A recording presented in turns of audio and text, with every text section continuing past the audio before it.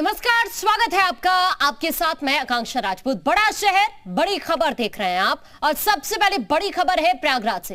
ताजमहल के बंद कमरों को लेकर याचिका दाखिल की गई है। ताजमहल को तेजो महल बताते हुए ये याचिका दाखिल की गई है। बंद कमरों को लेकर हाईकोर्ट में याचिका दाखिल की गई है। ताजमहल के बंद 22 ऐसे कमरे जिनकी एएसआई सर्वे की मांग हो रही है। सरकार को तथ्य खोज समिति गठित करने के निर्देश की मांग, मूर्तियों और ऐतिहासिक साक्ष्यों की तलाश के निर्देश की मांग भी की गई है। ताजमहल परिसर का सर्वेक्षण कराना जरूरी है, ये याचिकाकर्ता की तरफ से याचिका में कहा गया। शिव मंदिर या ताजमहल की वास्तविकता क्या है उसको जानने के लिए ये जरूरी है।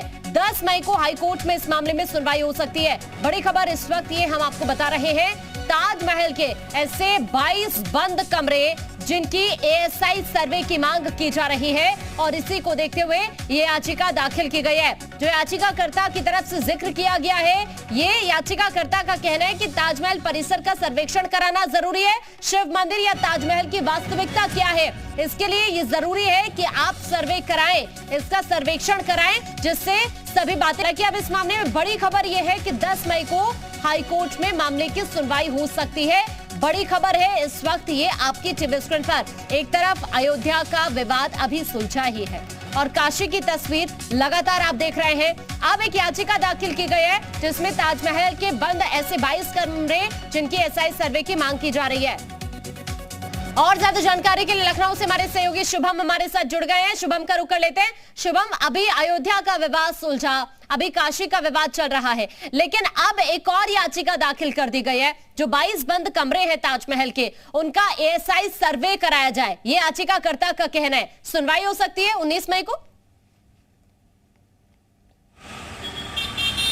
जी बिल्कुल, देखिए कि अब लगातार ऐसे बहुत से मामले आ रहे हैं जिसमें इस तरह की चीजें विवादित तौर पर देखी जा रही हैं, और अब ताजमहल को लेकर के भारतीय जनता पार्टी के मीडिया प्रभारी हैं डॉक्टर रजनीश सिंह, उनकी तरफ से लखनऊ में स्थित हाईकोर्ट बेंच में याचिका डाली गई है। उनके वकील हैं, उन्होंने डाली है, और इस याचिका में साफ तौर पर फैक्ट फाइंडिंग कमेटी बना करके 20 कमरों के भीतर देवी देवताओं की मूर्ति होने की बात की गई है, और एएसआई को इसके लिए कहा गया है कि जो है इसमें मांग की गई है कि इसकी पूरी जांच की जाए, जिससे कि जो सच है वो सामने लौटती हूँ। आप हमारे साथ बने रहिए और भी डिस्कशन हम करेंगे, क्योंकि इस वक्त खुद रुद्र विक्रम सिंह जो याचिकाकर्ता हैं हमारे साथ जुड़ गए हैं। विक्रम साहब, बहुत स्वागत है आपका जे मीडिया पर। ये जो याचिका आपने दायर की है, जिसमें ये मांग आप कर रहे हैं कि ताजमहल के जो 22 बंद कमरे हैं उनका एएसआई सर्वेक्षण किया जाए। चूंकि आप वकील हैं उनके, तो मैं आपसे ये जानना चाहती हूँ कि इस याचिका के जरिए कौन कौन सी वो मांग है जो की गई है याचिकाकर्ता की तरफ से। देखिए, जो अभी आपके संवाददाता थे वो कह रहे थे कि ये बहुत सारे ऐसे विवाद हैं जो सुलझने बाकी हैं। तो हमारा जो आधार है इस याचिका का, सिर्फ एक ही आधार है कि भाई अगर इस देश में ऐसे सारे विवाद हैं तो इन विवादों को कब सुलझाएंगे हम, कब हम ऐसे विवाद जो कि हमारे जो मुगल आक्रांता थे उन्होंने इनको टेक ओवर किया और उसको अपना नाम दे दिया, तो इन विवादों को अब सुलझाने का समय आ गया है। हमने जो मांग करी है इसमें एक सबसे पहली मांग की है कि जो एक फैक्ट फाइंडिंग कमेटी बने जो कि ये सर्वेक्षण करे, ये देखे कि आखिर वाकई में ये क्या राजा मान सिंह का ये पैलेस था जहां पे भगवान शिव की भव्य मूर्ति थी, उसको शाहजहां ने टेक ओवर करके इसको ताजमहल का नाम दे दिया। और उसके बाद जब ऑकलैंड ने एएसआई जो जनरल ऑकलैंड था, जब उसने एएसआई को ये सारा कुछ सौंपा तो उसने गलत इतिहास हमको भेज दिया और हम आज तक गलत इतिहास पढ़ते आ रहे हैं। दूसरा जो मैंने मांग करी है कि इसमें जो करीब 22 कमरे हैं जो आज तक नहीं खुले, हमने एक आरटीआई लगाई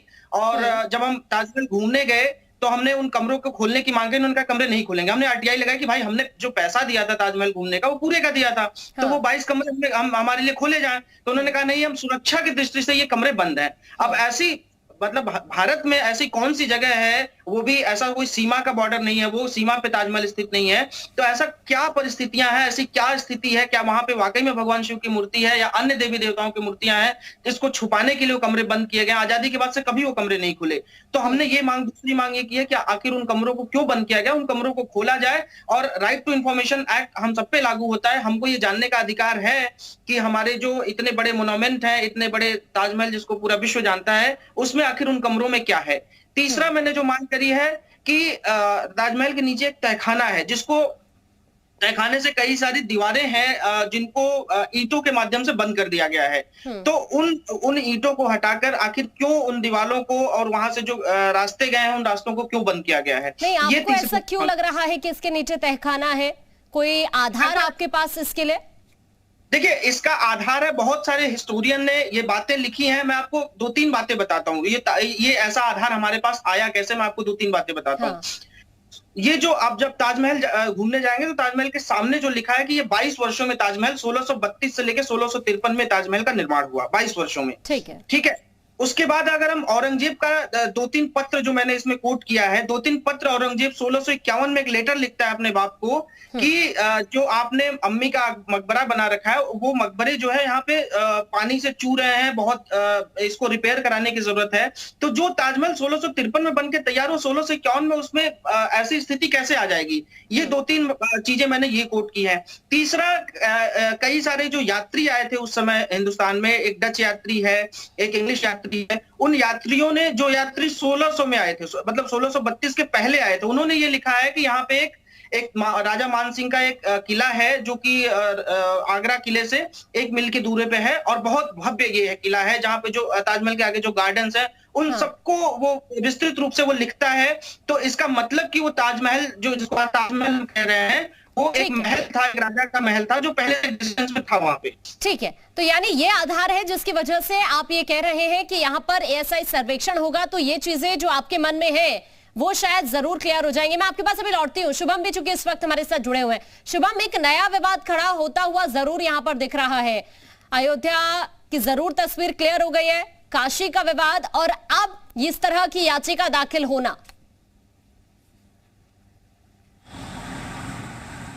जी बिल्कुल, देखिए कि अयोध्या के बाद अभी काशी में मामला चल ही रहा है और अब ताज महल को लेकर के जो तमाम बातें सामने आ रही हैं, निश्चित तौर पर आप समझ सकते हैं कि लगातार ऐसे उत्तर प्रदेश में बहुत सी चीजें हैं जिनको लेकर के सवाल उठते आए। तो अब ताजमहल को लेकर के याचिका पड़ी है जिसमें एक गंभीर सवाल हमारे जो साथ अभी विक्रम सिंह जी भी जुड़े थे, इन्होंने साफ तौर पर बताया कि क्या क्या इनकी अहम बातें हैं। अब देखना ये होगा, क्योंकि सबसे पहली बात जो अभी इस पूरे मामले में जो देख सकते हैं आप कि आखिर अभी जो सबसे जो अगली तारीख है उसमें क्या निकल करके आएगा, उसमें क्या कोर्ट आदेश देगा। क्योंकि अभी जो अगर प्रोसीजर की बात करें तो ये पहले सिविल कोर्ट में जाना चाहिए था, देन उसके बाद हाई कोर्ट में आना चाहिए था। लेकिन अब क्या आखिर हाई कोर्ट इस पर इनकी याचिका पर क्या सुनवाई करेगा? क्या इन्हें वापस पहले सिविल कोर्ट जाने के लिए कहेगा या फिर आने वाले दिनों में सुनवाई होगी?